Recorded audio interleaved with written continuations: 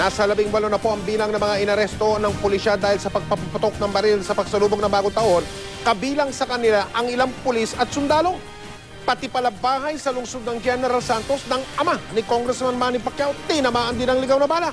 Nakatutok si Ian Cruz.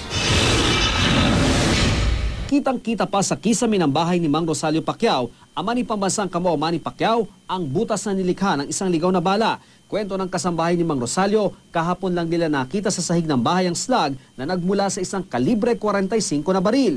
Mabutit walang tinamaan sa mga nakatira sa bahay. Susuriin ng pulisya ang na-recover na slug para matunton kung sino ang nagpaputok ng baril. Harap ko siya nakatayo, tapos bigla siya. Di naman kasing palad ng isang binatilyo sa Surigao del Norte matapos siyang tamaan ng ligaw na bala sa ulo habang nanonood sa putukan noong pagsalubong sa bagong taon.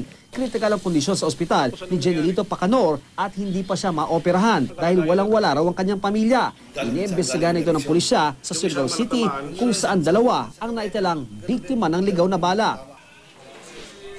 Ayon sa PNP, mula December 16 hanggang January 1, nasa 18 ang nahuli dahil sa indiscriminate firing sa buong bansa. 15 ang sibilyan, isa ang army mula sa Pangasinan at 2 pulis mula sa Region 11 at 6 na nanganganib masibak sa pwesto.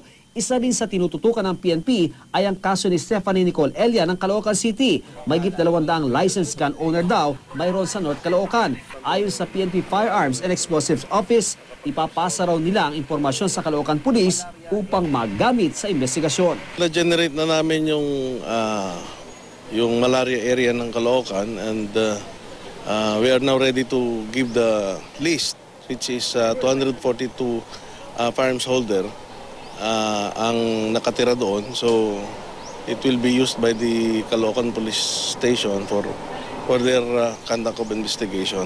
Abala rin ang mga tauhan ng Firearms Identification Division ng PNP Crime Lab sa pagkuha ng mechanical fingerprint sa bala ng kalibre 45 baril na tumama kay Stephanie Nicole. Kapag sinabing mechanical fingerprint, yun ang basihan natin for examination.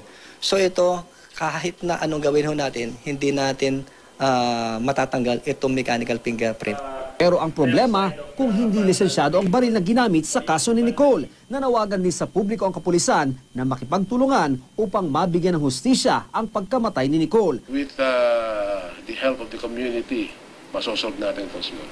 I have already directed all police commanders in the area where the victims of stray bullets were recorded to identify and map all firearms holders within 50 or 100-meter radius, depending on the trajectory of the stray bullets to determine possible suspects. Ang Gunless Society naman, isa sa mga mungkahi ang total gun ban tuwing holiday season. Ang kinakailangan dito na ay tahasang pagbaban ng mga paputok ng baril, paghuhuli ng mga loose firearms, at pagkataas ng parusa sa mga may mga loose firearms at nagpapaputok during New Year.